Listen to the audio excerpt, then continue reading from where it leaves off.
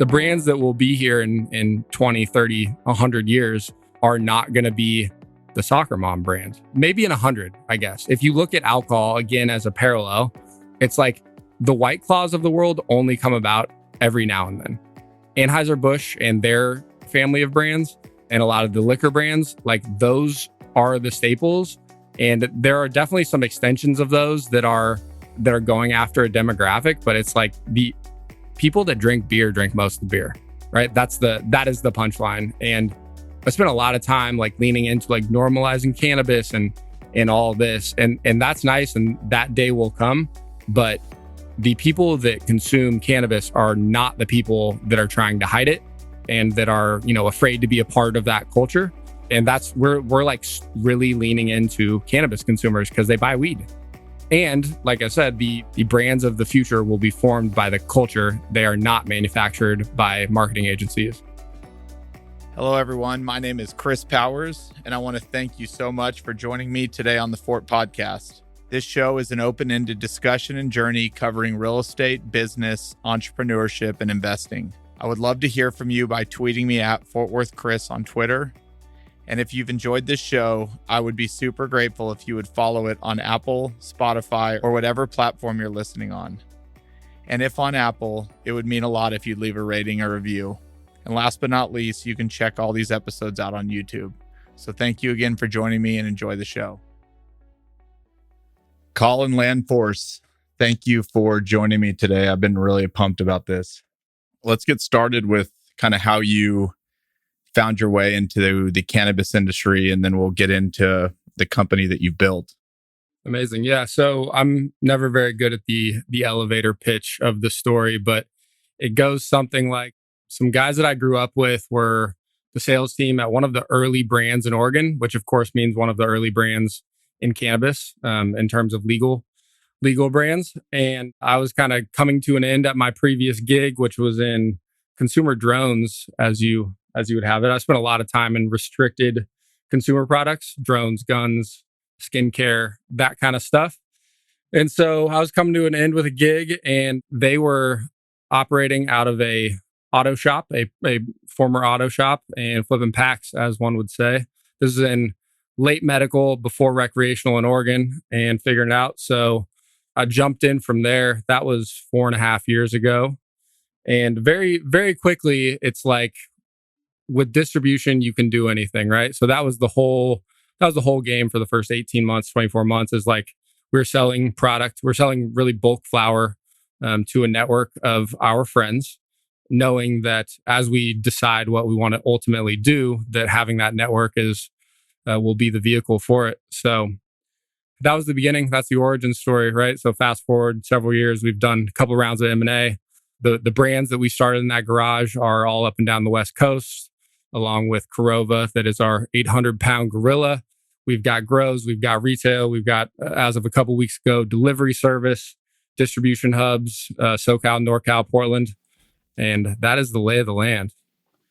And how did you get into that when we talked earlier, your desire in life was to actually be an architect? We were talking, that was one of the early what I want to be when I grow up. I don't think I actually ended up having a what I want to be when I grow up. I still think about that now. Like, I turned 35 yesterday, and I wonder what I want to ultimately do. I still kind of generally feel that way, right? I love building things, and I kind of stumbled into cannabis and cannabis CPG being what I've been building for 4 or 5 years now. But that being said, I'm super interested in your world. I love architecture. I know that's not what you do, but I especially have an affinity for converted commercial buildings or repurposed real estate. It's really interesting. All right. So you kind of get started in the industry, and you were talking about the network. And so when it started, you guys were just buying in bulk, basically weed, and then distributing it to dispensaries throughout California. Is that a fair way to say it? Or Oregon initially. But okay, yes. Oregon. Yes. And what was like the team like at that point? Was it you and a couple guys, or was it a kind of a company, or just a couple guys as like a hobby business type thing? Right. It went from like 4 to 7 or 8 pretty quickly. But early on, it was like sales team, and then me me figuring out the ops one day at a time. And but yeah, so like 4 to 8 was like a big stepping stone. And then very quickly from there, like 18 months into it, right, we're landing on what product lines we want to roll out. We're building a manufacturing team and building that out. So it was, I mean, it was very tight knit. We used to joke, looking back at the photos, right? It was the oil garage in an auto shop. It was about 800 square feet. We had a military grade shipping container we bought from a guy that like restores Humvees, and that's where the product was stored. And then we had a conference table in the shop. That was it. There were no windows. There were 2 garage doors, and that was beginnings. It was very, very humble. I think there were still tires up in the roof from when we moved in, and it all just came about like super quickly. And then all of a sudden you're dealing with leases, and it's like, we don't want to go commit something for 5 years. God knows what that looks like. Here's a place we can get in for a year and go from there. Silicon Valley has the garages that everybody started, and when cannabis is a mature industry, everybody's going to talk about that oil shop one day. Yep, absolutely. Absolutely. It's a lot of basements and garages. I love it. Okay, so in that shop, you basically had made, I guess, a deal with maybe a grower or a few growers that were growing different types of weed, and y'all were taking it in. And then were y'all just basically distributing it still as a flower, or were y'all turning it into edibles and oils and things like that? Right. So the network was built bulk flower, like you said, just buy 50, buy 100, and then go sell it to retailers, one at a time.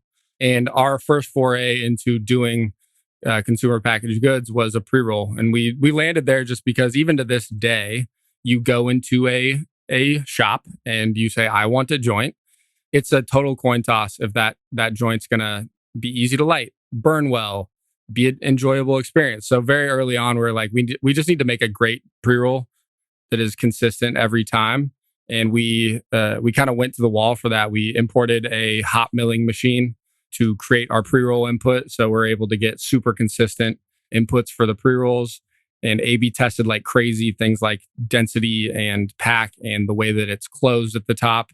And we really A/B tested our way into a perfect pre-roll, and then we've made and sold millions and millions and millions of those since.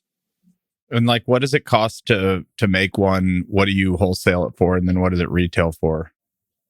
Yeah, so the inputs are obviously a big component, and that is very, very dynamic in every market and by market, et cetera. But you're talking, depending on where the end product is sitting on the shelf, anywhere from probably 10 cents to $1, $1.50 on the input. Today, with labor, we have a big Israeli pre-roll machine that can crank out pre-rolls a lot faster than the old days.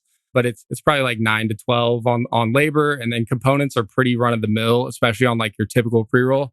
If you go into a shop, 9 out of 10 pre-rolls are the same pop top, child resistant tube, and a label. So it's another, between like 8 and probably 20 cents on those components. So it's a really simple SKU, but as you can imagine, it's an absolute staple in the industry. Okay, so when you're making deals with the growers, what matters when you're making a deal with the grower? And are these obviously professional growers that can guarantee a certain amount of product, or is this, some hippie that just has a grow room? And like, how do you decide who you're going to work with, and what matters when you're deciding who to buy from?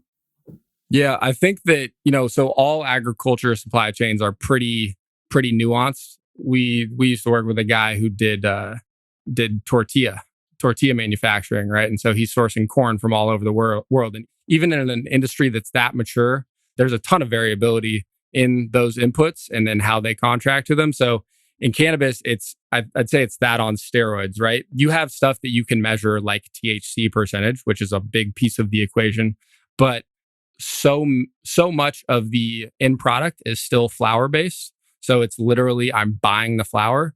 So things like look have a huge impact on it. Obviously knows how it smells in addition to the THC. So there's a lot of different ways I've seen agreements structured, supply agreements structured with growers. And pretty much all of them allow for just like a ton of flexibility because of all of these variables.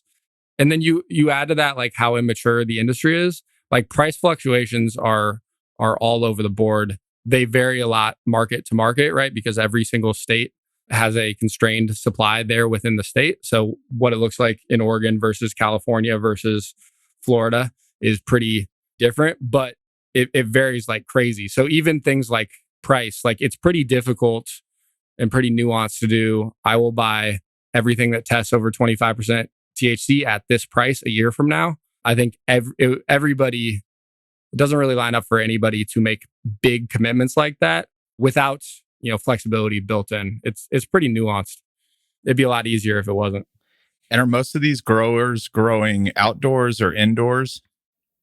Yeah, so this is actually a pretty core thing to the industry that I didn't realize was lost on as many folks that are outside of it. But generally speaking, like indoor is top shelf.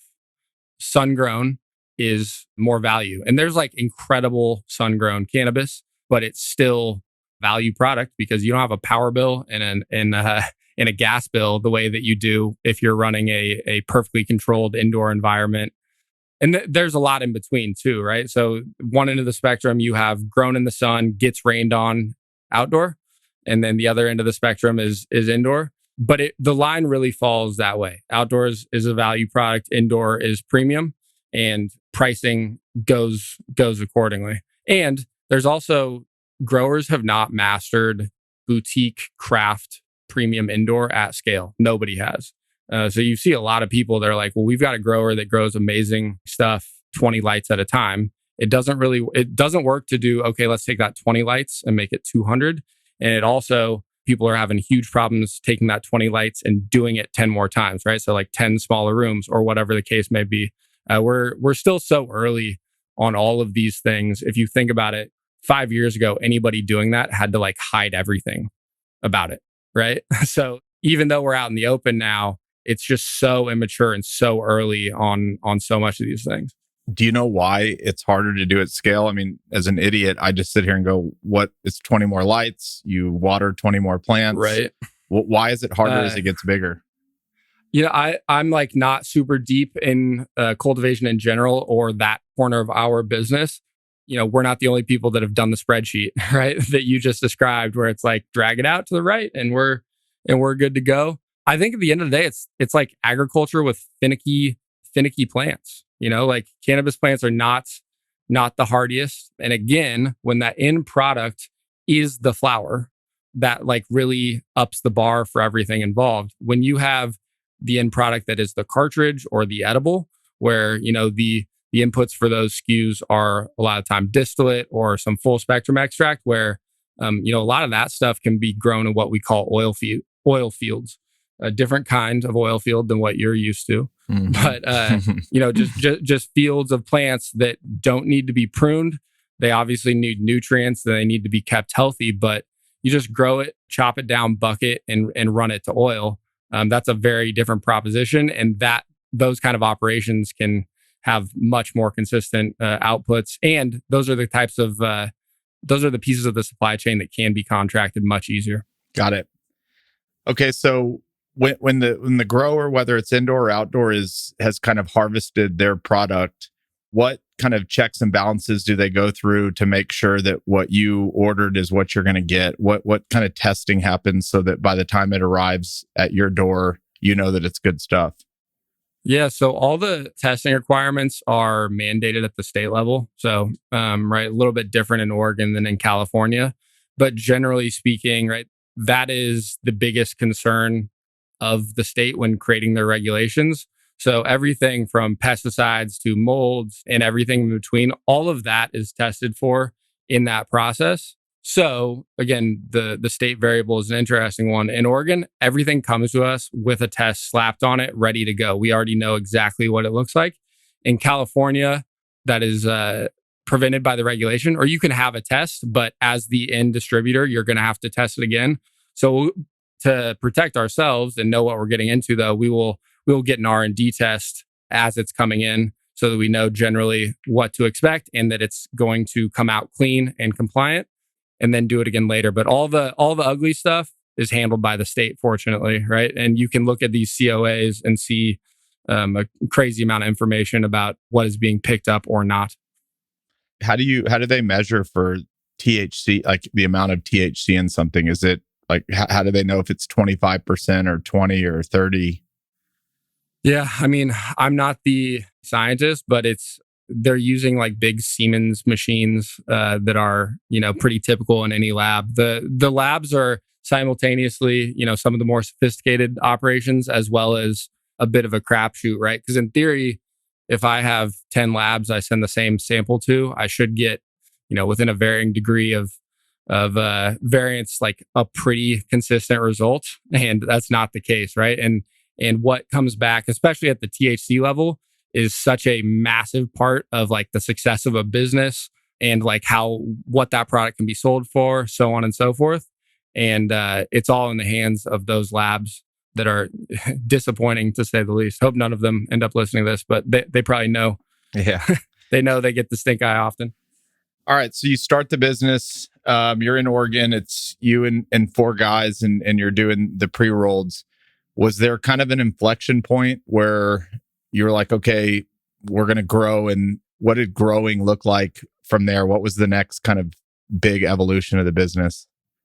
Yeah. So growing on the cultivation meaning of the word was fairly recent. So we can get to that. But growing in general just meant, at the end of the day, this is like, we're an outbound sale on the distribution side. We are an outbound sales organization with logistics, right? We have distribution hubs. We put products on trucks. We deliver them to brick and mortar retail. Like, a lot of the components of this are pretty straightforward.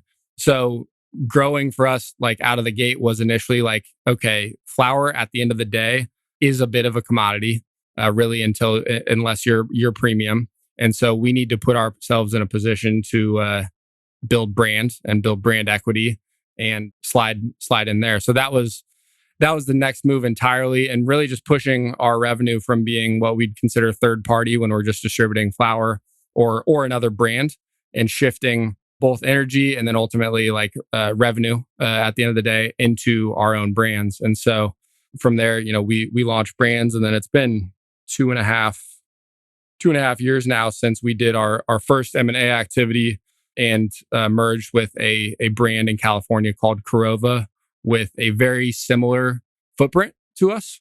So Corova is like a top 5, top 10, depending on where you look, brand in California. And our first roll up was us here in Oregon, Corova, and a retailer in Santa Ana.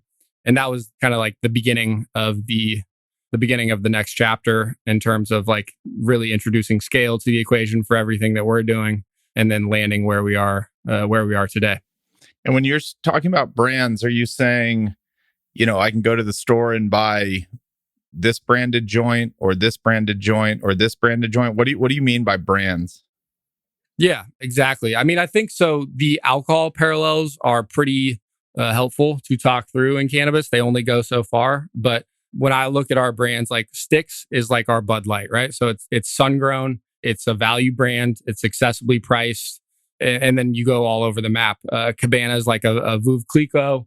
Corova, to me, in my eyes, and our creative director probably has a much more detailed vision, but Corova is like a Jack, right? It's a darker brand. It's for like enthusiasts and whiskey folk, if you will, not literally whiskey folk, but I think the alcohol parallels are really good and line up pretty well. And that's exactly what we mean. And if you look at the mechanics of how those brands actually come to the shelf, it's not different a lot of the time, right? Like Grey Goose isn't like growing. That's a bad example. Veuve isn't growing grapes, right? All that is contracted into the brand.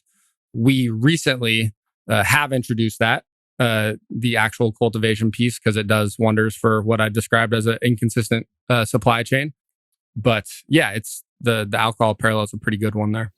Okay, so you said like the Bud Light. What would be like I'm now transferring to car brands, but what would be like the Ferrari brand? Is that something that has a lot of THC? Is that something that just tastes really good? Like, what makes something like top shelf? Yeah, so it's an obnoxious answer, but like that varies by market. But generally speaking, and I think this will be the case for at least several years to come, it is THC. You also have, full spectrum versus full spectrum extracts and full spectrum extract based SKUs versus things that are more fungible and that are made from distillate, which are similar, right? So like generally speaking, like full spectrum of cannabinoids and potency are like the markers. Potency, the THC level still really drives that, and it's going to for the foreseeable future. And for context on that, the Corova brand was like really born out of a SKU called the Black Bar that was 1,000 milligram edible. Right. So like the origin of the name Unrivaled is unrivaled potency. So yeah, absolutely. Like nobody's doing a premium brand, despite, they try, but nobody's doing a premium brand that's not high potency. Got it. When you were starting, how were you financing everything? Did it have to be all cash, or were you able to use banks, and could you use bank accounts? Again, from being from Texas, it's, the conversation's always that, you can't deposit money at a bank and you can't borrow from a bank. Was that different where you were? How were things financed? No, not at all. So, I mean, in terms of like functionally and cash flow wise, we were bootstrapped. And then even after, even after going through some M&A and having some outside capital, it's such a low margin, cash flow intensive business that it's always felt very, very bootstrapped, even when it hasn't been. But it all started just self-funded and then rolling from there. In terms of the mechanics of financing and using banks and banking infrastructure, I think I'm personally blackballed from a couple of the big box banks. And early on, I think there was leading up to getting into the compliant bank, I think we had 5 checking accounts in 9 or 10 months. And obviously me being thrown out of B of A or whoever it was part of one of those switches. But it's, today you basically have several, I don't understand the differences between a credit union versus a bank, but there are several credit unions that have said, okay, we're going to have marijuana programs for legal marijuana businesses. And so they'll play ball. It's still very basic and generally expensive, so on and so forth. But I'm sitting in Portland right now. In Oregon, the closest branch is almost an hour away. The fees to have a checking account are like you've never heard of a bank that charges that. But we can go deposit 6 figures cash and be transparent about where it came from, and it works, and it goes into the bank, and we can send a wire transfer and run payroll and do all these things that didn't used to be the case and that everybody else takes for granted. Can you get lines of credit or like traditional loans? No, not at all. There's some like really bizarre factoring programs and really creative ways. There's basically like some really high interest options. We've played with some of them. Like one of the big marketplaces in the space raised a fund to do that, but it's pretty cost prohibitive, as you might expect. And it's definitely, you don't realize what you've got till it's gone in terms of running payroll. Yeah. Like literally something that simple. Yep. Is there anything on the horizon that you're aware of that will kind of make the cannabis industry a more kind of banking friendly business, or is it a long way out? So there's the Safe Banking Act, which is, I think, will come before federal legalization, aims to alleviate that. I don't really know what that ends up looking like over the next, it probably means nothing over the next 12 to 18 months if I had to guess. But there's big efforts being made, again, pre-federal legalization. Once that happens, it should be pretty run-of-the-mill. But another place that it has a huge impact is credit card processing in our dispensaries, and in any dispensary, really, right? Like, again, you get to go into a 7-Eleven and I'd use Tap to Pay or Apple Pay or whatever all the time. And there are a lot of really creative workarounds to get a credit card used. We've tried a lot of them. It's pretty nightmare UX for the end consumer, which is what we're focused on. But we've got a pretty solid solution for that right now, but it's still just nowhere near just the typical buying a product at a store experience. So when y'all are doing M&A, you're basically either self-funding out of cash y'all have, or you're just raising cash to buy these businesses. Yeah. Can you speak at all, maybe with the first company you bought, like how do you value these businesses? Is it just a multiple of cash flow, or are there other things unique to the cannabis industry on how these things are valued? Yeah, I think there's a ton that's unique. So the licenses themselves obviously have value, and what that is varies drastically by market, again. But out here on the West Coast, licensing is much more open than a lot of places in the country. All right. I think like in New York, there's like they issued 10 or something to that effect. But I think it's all infrastructure. And just like with any acquisition and any business, like the value of said business varies so greatly depending on who's acquiring it. So, for us, you're looking at obviously the revenue involved and whether or not it's currently profitable. But outside of the physical license, it's also the infrastructure and the capabilities, right? We are not currently doing any extraction or processing, right? And we haven't at any point. If that day comes, you either are sit there with the opportunity to go buy a bunch of machines and hire people and figure it out, or you can just go scoop it up. And I think that's where valuations get all over the board. And you also have an opportunity to leapfrog folks by just going and acquiring a capability like that.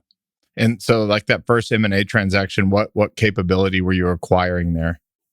Well, so that was a roll up between us and like I said, Crove and the Spot. So I mean, like for me, functionally, it went from like, great, we have one hub in Portland, Oregon, we serve Oregon, to overnight where we have NorCal, SoCal, and Oregon, and we are now in Oregon and California, and have our own retail, right? So that was getting into new markets and also dipping into retail in California, which we previously hadn't played ball in, or I hadn't. So that was just purely market, really, as much as anything else, because the distribution licenses we can do light manufacturing, right, which is like pre-rolls and whatnot, but there's no no $1 million extraction machines in those licenses. And it's just extraction the ability machine, to run trucks. An extraction machine would be taking the THC out and then putting it into oils or edibles or things like that.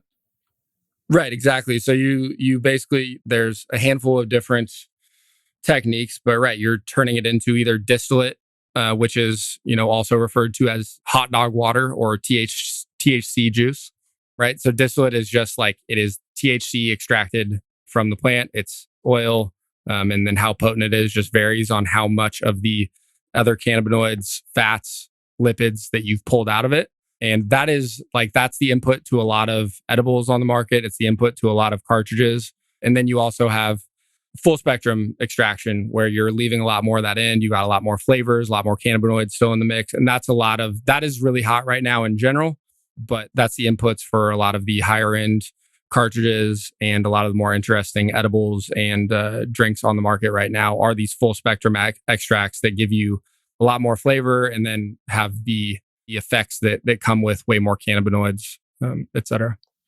And just to confirm, what products do you sell now? Is it still just the pre-roll joints, or do y'all have a line of products now outside of those?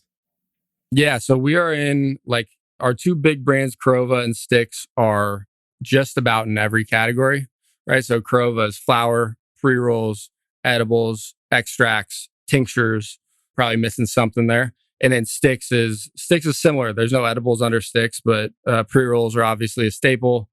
Cartridges, yada, yada, yada. So both of our core brands are on just about every shelf.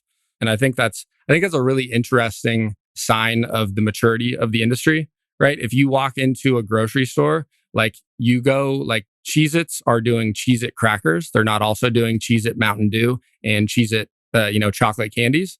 And if you take that same parallel and apply it to cannabis, it's pretty bizarre. And I think it's just purely a function of like where we're at in the industry. Got it.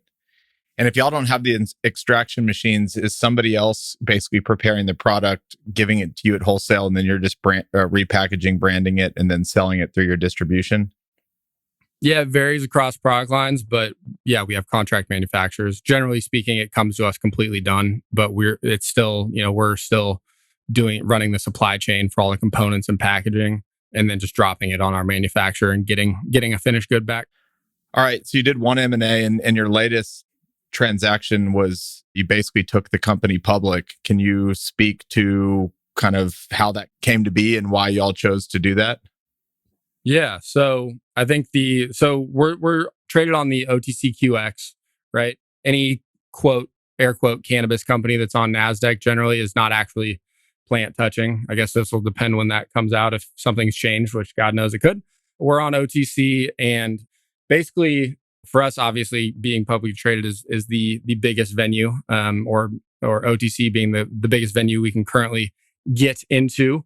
And we basically So this company, TerraTech, that's one of the original publicly traded cannabis companies, I think 12 years ago or something like that. And we basically did a merger with TerraTech, which at the time, so we're talking July of this year, when that was closed, and I think March-ish when it was announced. So at this point, TerraTech had 2 stores and then several cultivation assets that were not off the ground, right? And so freshly installed new executive team, and we did our merger and just got to work with a bunch of existing assets that were just not across the finish line. So we're able to very quickly, right, go from July to it's now October. We've got grows online. We've launched delivery hubs out of one of the stores, and we're moving very, very quickly on the back of those assets that were sitting around ready for us, basically. Okay, I'm gonna ask a dumb question. Go a little deeper. Yeah. What assets are you talking about? I mean, cultivation licenses and facilities. Got it. Retail stores, as well as years ago, somebody at TerraTech invested in a company called Hydrofarm that makes grow equipment. So we also had $40 million ish. That's not an exact number. In Hydrofarm stock that the lockup ended, I believe, in June or July. I can't remember exactly. So there's also war chest. And so for us, we basically executed a 50-50 merger with that group. We rebranded to Unrivaled brands, and we're generally taking things by storm, moving very quickly. We acquired 2 more companies this summer, a delivery service based out of NorCal, and then a store called People's, which is, if you're in Southern California, People's is arguably the most prominent dispensary. And, by the dollar, you never really know, but by the dollar, I think it's like top 3 in California, which means top 3 in the world, probably outside of Planet 13 in Vegas. But People's is a monster. It's like 1,000 transactions a day, serious revenue. I think the store is going to do like 31 or 32 million is what we've publicly said on the year. And so we're just moving fast. And that acquisition came with a couple more licenses in varying states in California. So we're just picking these balls up and running with them very, very fast. Okay, you keep talking about licenses. Are these licenses to be able to distribute? Like, what are these licenses give you the ability to do? Yeah, so cannabis licenses. So the naming is a little bit different, but we're talking retail, distribution, or wholesale, depending on what market you're in. Cultivation or production, again, depending on what market you're in. So every pillar of the industry has a different license type, and there's different restrictions and capabilities around those license types. So processing or manufacturing is what you need to turn biomass into oil, that kind of thing. Yeah, they're all just function based. And the delivery service you bought is basically so that you can deliver straight to somebody's house? Yeah, straight to consumers, right? So that's a retail license for delivery, and exactly, you order your weed, and it shows up at your door. Okay, to talk just a little bit about medicinal versus recreational. Obviously, you have to have a medicinal license to be able to buy medicinal. Recreational, I guess you just need an ID that shows you're of age. Do you sell to both? What's the difference? Do you show up to the same spot, and whether you have a medicinal license or your recreational depends on what you pay and what you can get, or what's the difference? Right. So, and I'm speaking to, I know that there's some interesting things happening with Marinol and like in pharmacies, but generally speaking, when we're having this conversation, you're basically talking about different dosages that are allowed or different quantities that the consumer can buy. So at the most basic level, if you have a medical card, you can buy way more flour, or you can buy this higher dose edible kind of a scenario. I think with so much of actual usage of medical cards went down so much when recreational happened, because so many people that had medical cards to buy were functionally, it's I'm just buying a joint, right? So there's not a whole lot of pure medical SKUs on the market. There are definitely some, but generally speaking, it's potency and then quantity based. And there's no tax. You don't have the recreational tax either. And do the customers show up to the same store, or does a medicinal customer go somewhere different? Yeah, so generally, yes, same store. Varies by market a lot, but so I'm closest with the Oregon market because it's where I've been doing this for 5 years, and it's I think in my time doing this, I'm aware of 1 or maybe 2 dispensaries that were medical that didn't flip to recreational. Got it. Of like 600 or 700 in the state. Okay. You said one thing that just piqued my curiosity. You said the companies that are on the NASDAQ are not plant touching. What does that mean?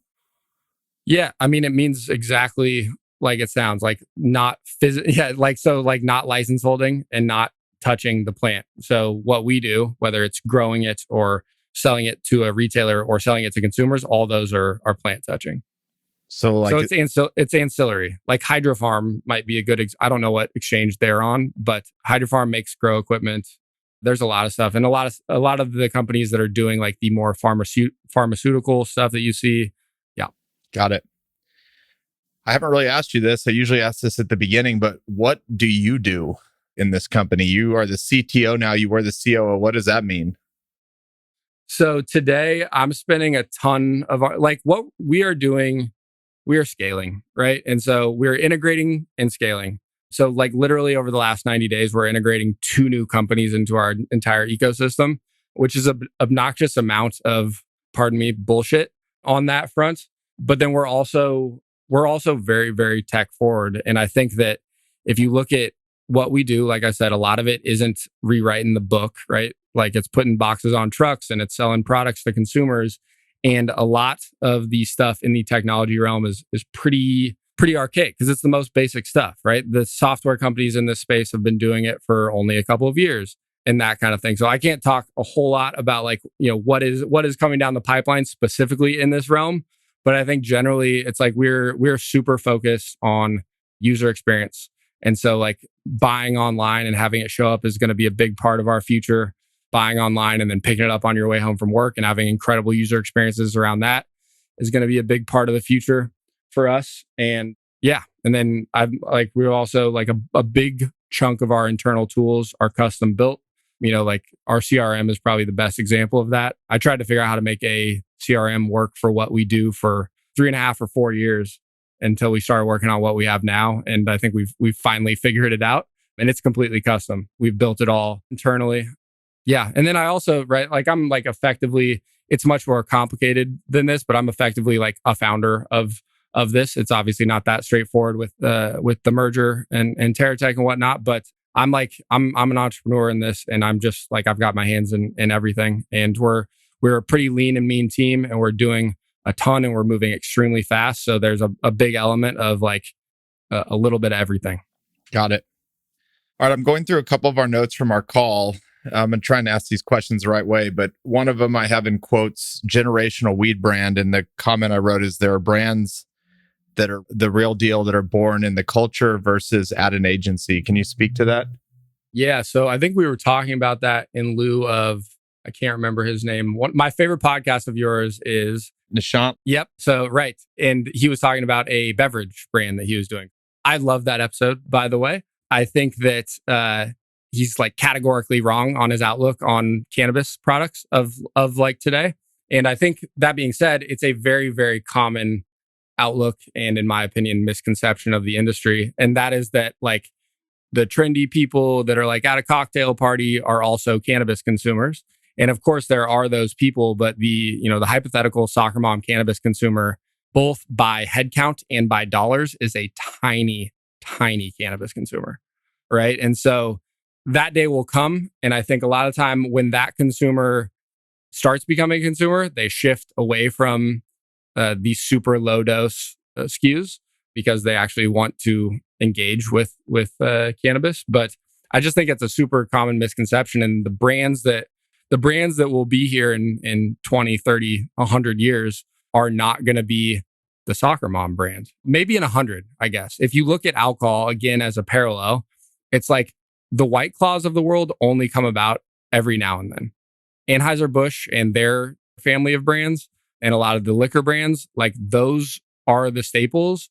And there are definitely some extensions of those that are going after a demographic, but it's like the people that drink beer drink most of the beer, right? That is the punchline. And so I spent a lot of time like leaning into like normalizing cannabis and all this. And that's nice. And that day will come. But the people that consume cannabis are not the people that are trying to hide it and that are, afraid to be a part of that culture.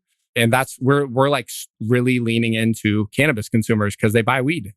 And like I said, the brands of the future will be formed by the culture. They are not manufactured by marketing agencies. And yeah, end rant. In rant, Nishant, listen, can you just describe the customers for a little bit? Is your typical customer somebody that's coming, in once a week or once a month? Are these people that, are just coming to California and doing the California thing and buying a bunch and trying to get it back to wherever they live? Or what's your typical customer like? Yeah, it's a tough one. Demographically, it's like a bit all over the board. I think the point that I'm making is that like it's not somebody that doesn't actually smoke weed. We try and be friendly, especially from a retail standpoint, like very friendly to that demographic or that audience, and be accessible. But most of them are there a couple times a month at least, right?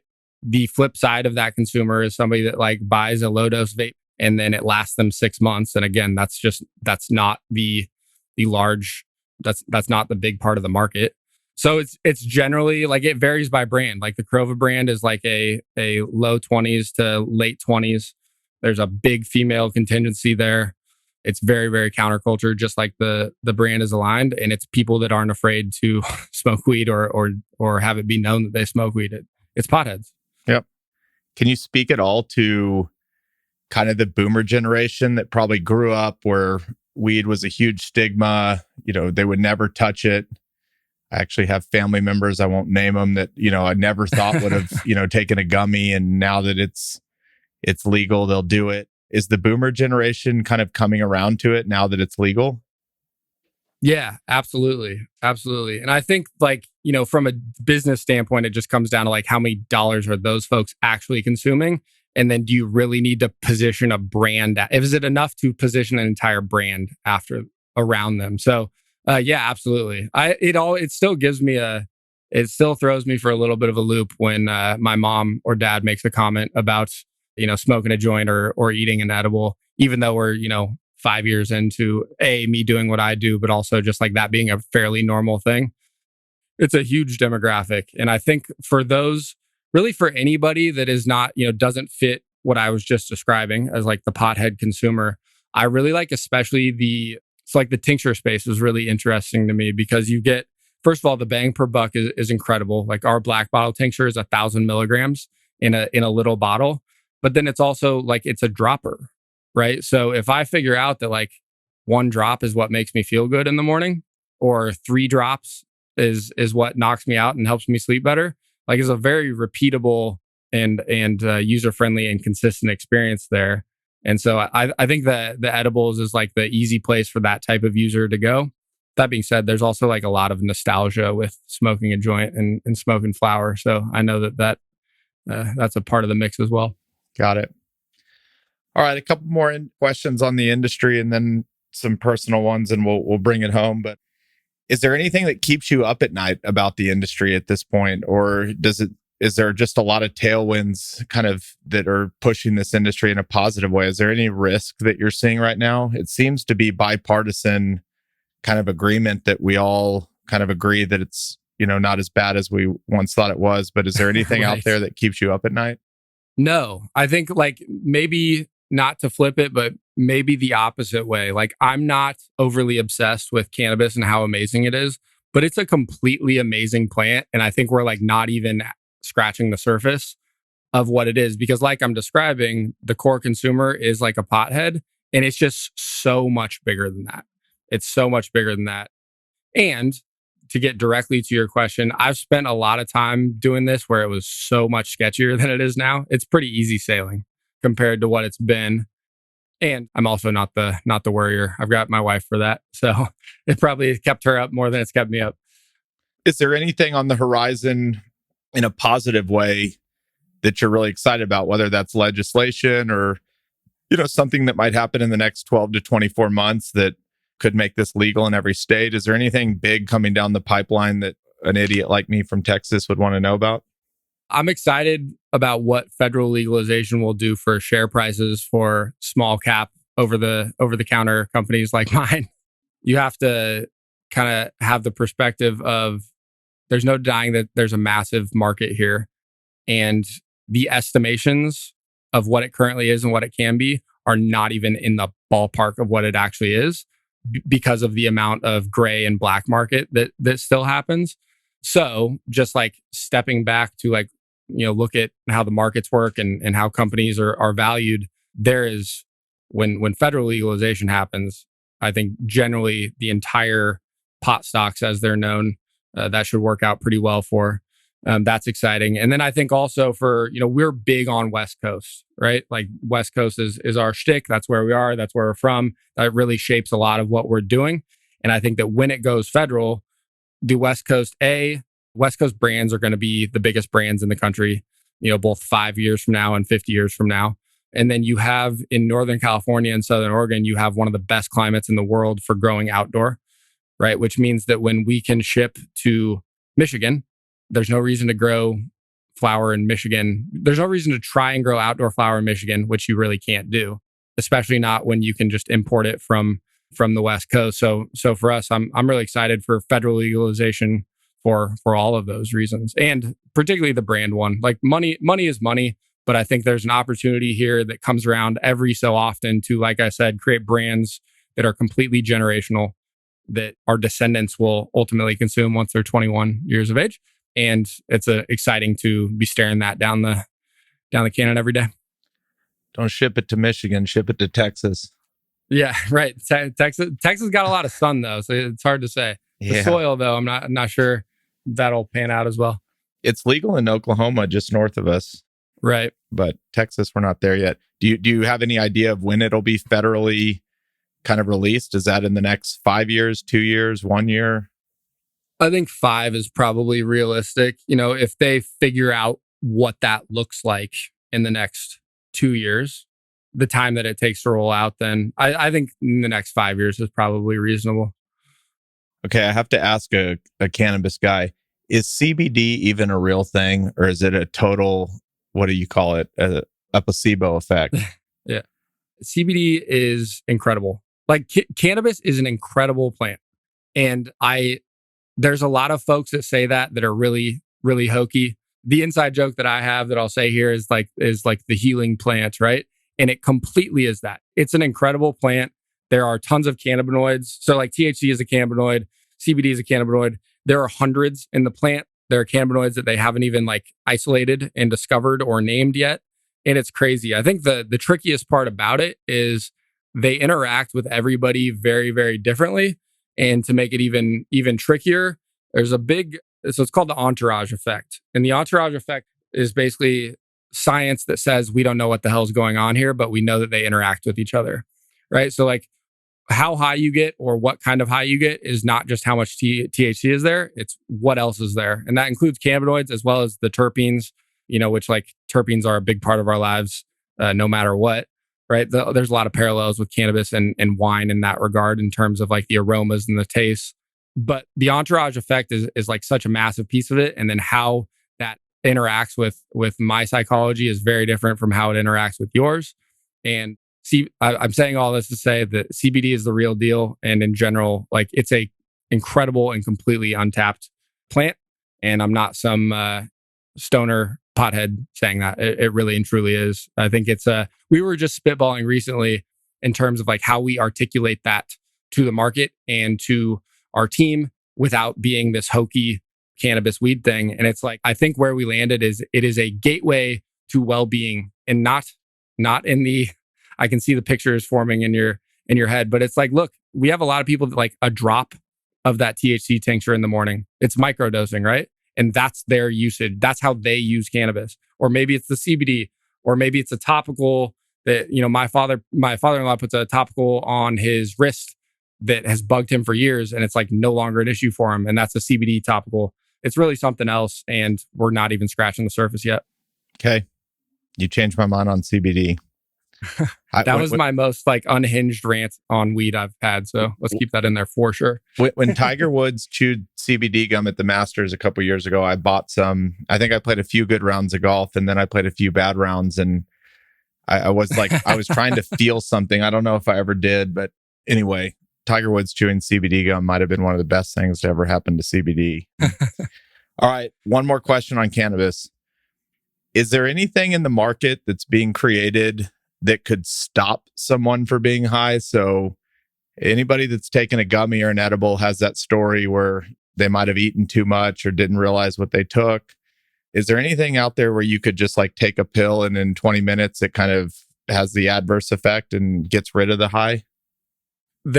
So I'm reluctant to speak to it without getting onto the Google machine because I don't know much about this, but I believe it's Delta 9, which is a kind of THC. The answer is yes, and it's actually stuff from the plant itself. And like I said, I'm reluctant to talk about it without getting on my keyboard and searching for 90 seconds or 2 minutes here. But yeah, there is stuff like that. But generally speaking, I don't know, the worst case scenario is a quote overdose, which means you fall asleep and then you're groggy when you wake up. Yeah. All right. 2 personal things and then we'll bring it home.